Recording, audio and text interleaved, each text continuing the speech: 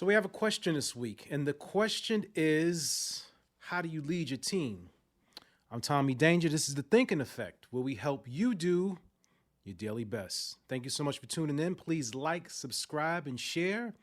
Um, yeah, I just appreciate you guys. I figured that, I've been on the path about creativity and such for a couple of weeks now in the 5 minute gyms.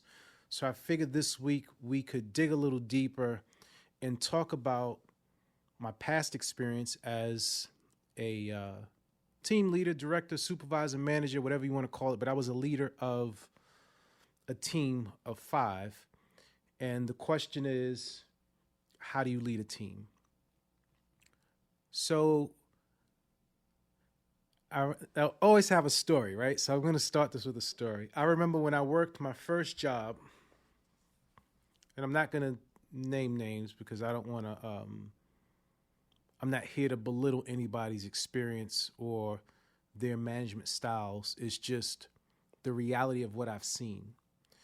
And when I started working my first job, which was in the hospitality industry, I had a few different managers.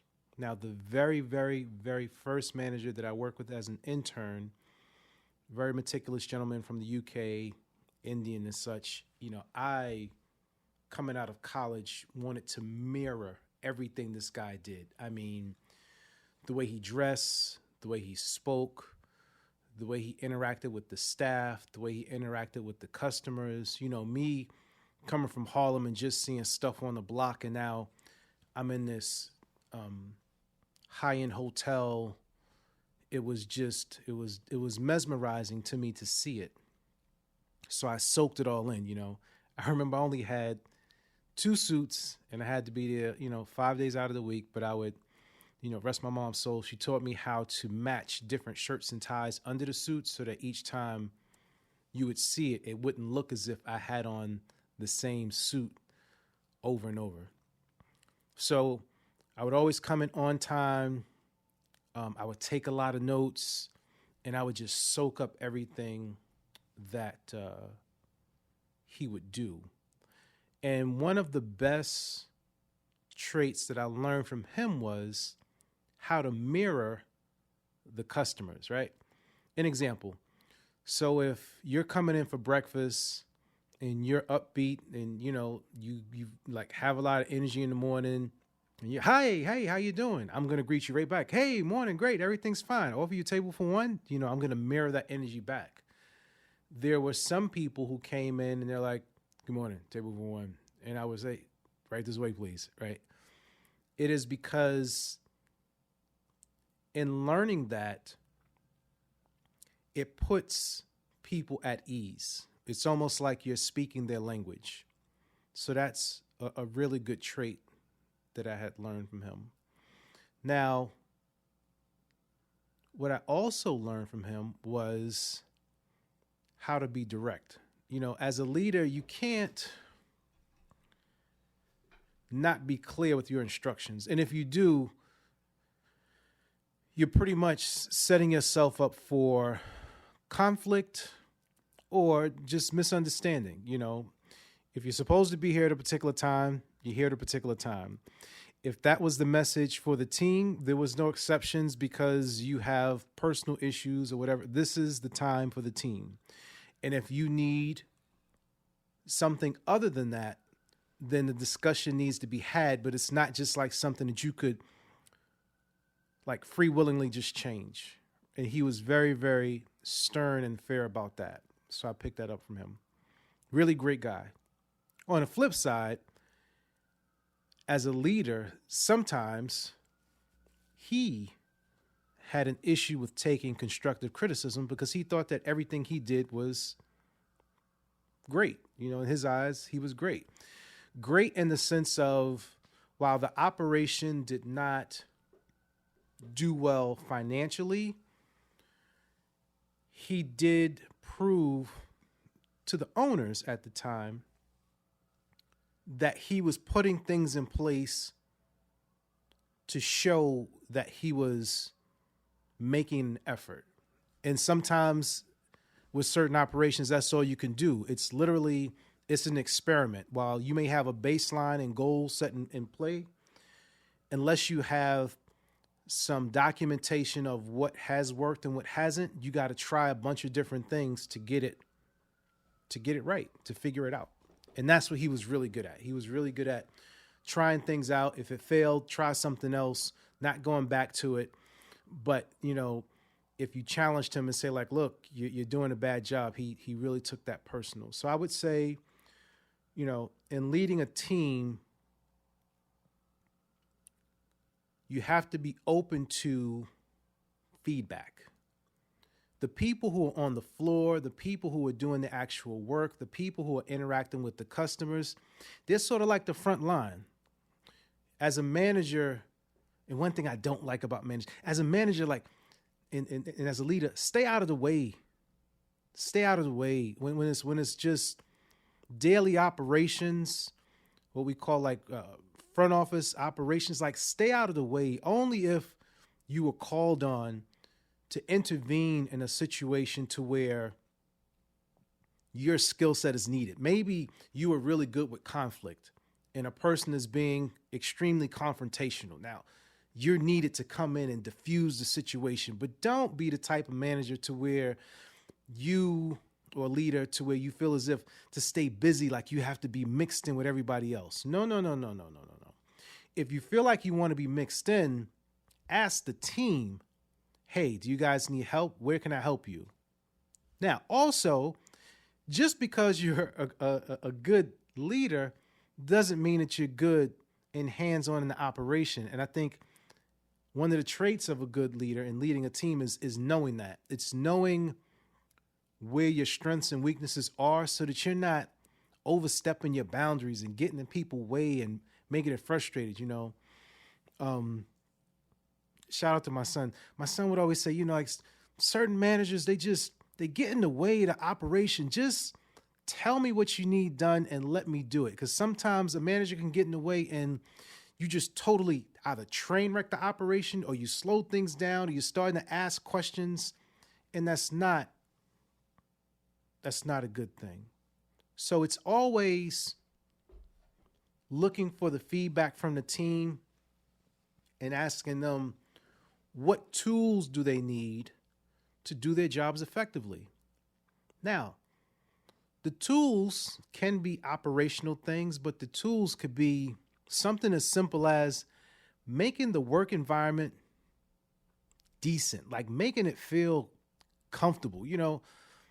A lot of jobs are just shitty jobs. I'm not going to sit here and sugarcoat it, But if you make the team feel as if we're together, like we're sort of fighting the villain, right?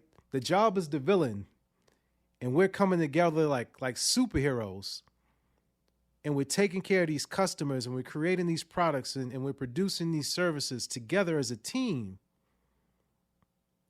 And as a leader, you're being human. Something as simple as saying good morning to the team. I've worked with managers to where for days, weeks, sometimes even months, they walk right past you like you don't exist. They never ask you, how's your day going? How's the project coming along? They just come to you with demands. They just come, hey, I need this done right now. Where is this? That's not the trait of a good team leader. We are human first. You are a human first. I'm not saying get personal with people, but you can be personable. Common courtesy. Good morning. Good afternoon. Good evening. You ain't got to know a person's backstory. But as a leader, you want to have that baseline. I've worked for certain managers to where their fear is inflicted into the team. So when I talk about setting the environment, if as a leader, you have these fears in your mind, or you have a fear of you not being able to handle something, that's going to trickle down to the team. Now everybody else is on edge. Now you're making the air uncomfortable. You have to set the tone as the leader. One of the number one things that I stand on is good or bad, own your decision. Take that hit.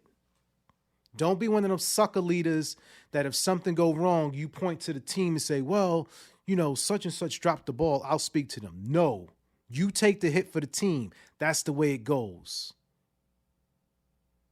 Because you should have the open communication with your team that says, if something goes wrong, come and talk to me about it.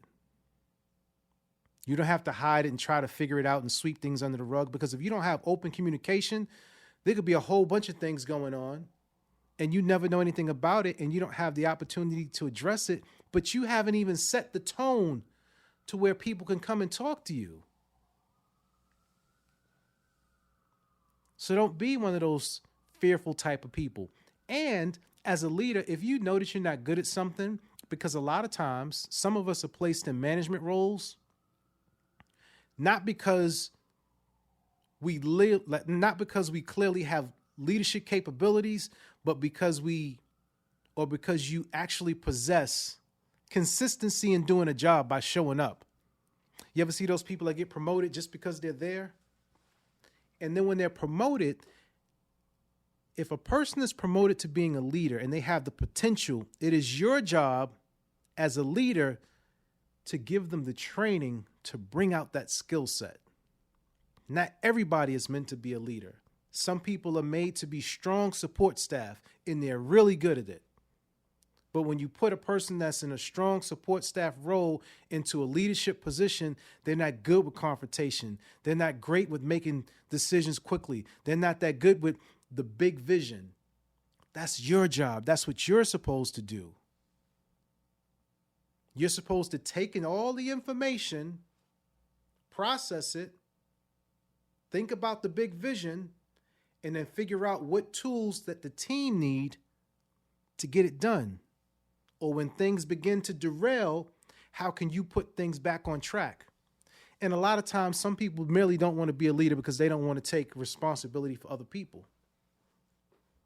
But as a good leader, when you're building a team, you should be able to surround yourself with the people who basically have your weaknesses. There's no need for you to have somebody on the team with a skill set that is just as strong as yours, because the only thing you're going to do is feel threatened and bump heads, which is why you want to diversify your team. And I'm going to get on the coaching thing for a minute, which is why the flight assessment is so dope,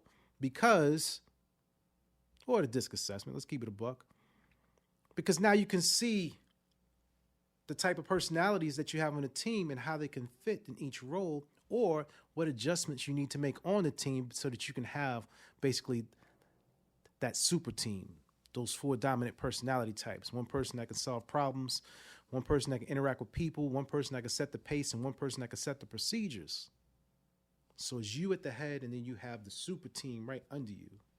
You just building your org chart, and you have to find ways not to let your personal views interfere with the team. It's always about the team. As the leader, it's always about the team. How can you set them up best for success? Not yourself. It's not about you. Stop being selfish. You get in these roles and you start making 6 and 7 figures and your ego get big and you think it's about you. It ain't about you. What can you do for the team? From the time that anybody came on my team within a month, my question is, what do you want to do next? I want to see you grow. I don't want somebody that's going to sit on the team for 20 years in one role. Even if that's your personality type, take that somewhere else, because I want to see that you're learning something else. Maybe that's my fault. Like, I want to see better for other people. And then I'm looked at like I'm crazy. But that's cool too. If me wanting to see the good for other people on the team makes me crazy, call me crazy. I'm starting to go off on a rant, so I'm just going to recap here. If you are looking to lead a team, one of the first things you need to do is identify what the team needs, okay? The second thing you need to do is establish an environment where you have open communication, and that's for positive and constructive criticism, okay? Thirdly, you want to make sure that you have some sort of training and support in place for the team. And to parallel that, if you as a manager don't have a particular skill set to where you are maximizing your leadership abilities, then you have to manage up, talk to the people above you about getting you the training so that you can be a more effective leader, so that you can possibly learn how to deal with conflict. Maybe you're put into the role and there's certain things you're not good with. Maybe you have a temper issue because you like things moving very fast. Yeah, you can get you a coach, work through that, consultant, whatever you want to call it. And then lastly, make sure that you're all working together. Old school saying, there is no I in team. This is the Thinking Effect, where we help you do your daily best.